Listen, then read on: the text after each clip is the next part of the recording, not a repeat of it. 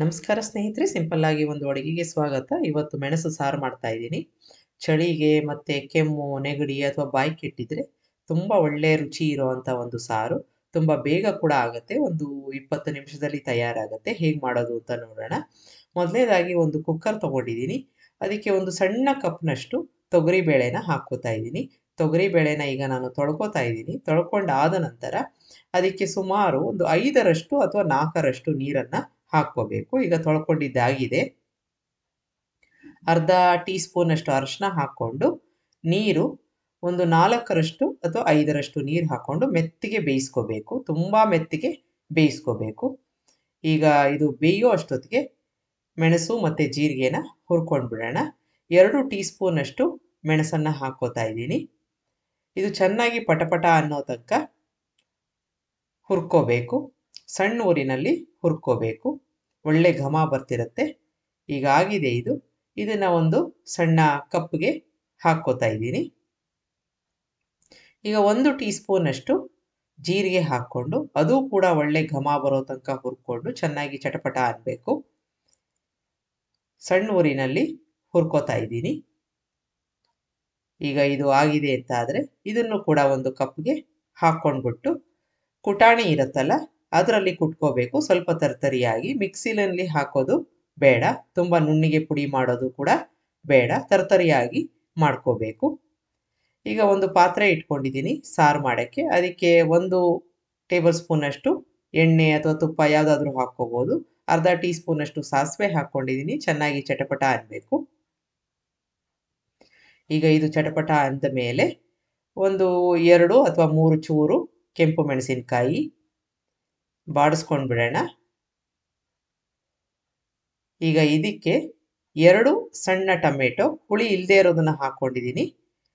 ಈಗ ಇದು ಮೆತ್ತಗಾಗೋ ತನಕ ಬಾಡಿಸ್ಕೋಬೇಕು.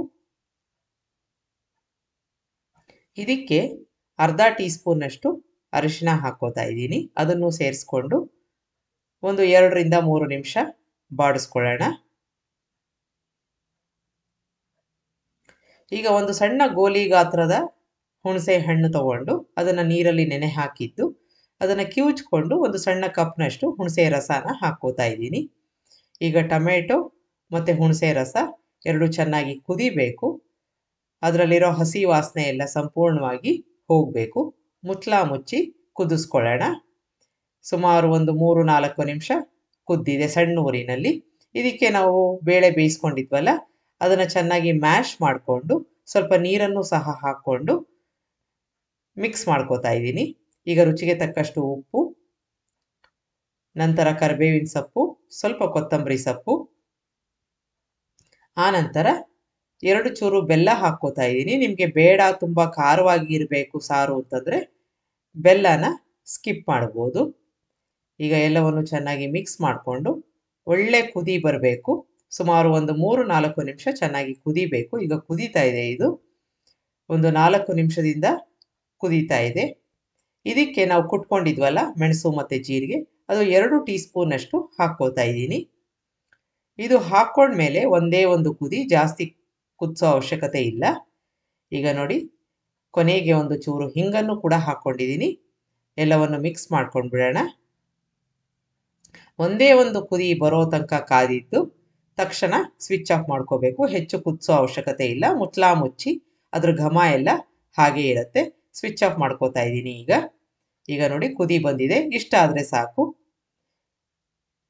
ಈಗ ಸ್ವಿಚ್ ಆಫ್ ಮಾಡಿಕೊಂಡು ಮುಚ್ಚಳ ಮುಚ್ಚಿ ಬಡಿಸ್ಕೋಬೋದು. ಬಿಸಿ ಅನ್ನಕ್ಕೆ ಸರ್ವ್ ಮಾಡಿ ತುಂಬ ಚೆನ್ನಾಗಿರುತ್ತೆ. ನಿಮಗೆ ಈ ರೆಸಿಪಿ ಇಷ್ಟ ಆದಲ್ಲಿ ಲೈಕ್ ಮಾಡಿ, ಶೇರ್ ಮಾಡಿ, ಕಮೆಂಟ್ ಮಾಡಿ. ನನ್ನ ಚಾನಲ್ಗೆ ಸಬ್ಸ್ಕ್ರೈಬ್ ಮಾಡಿ. ನಮಸ್ಕಾರ.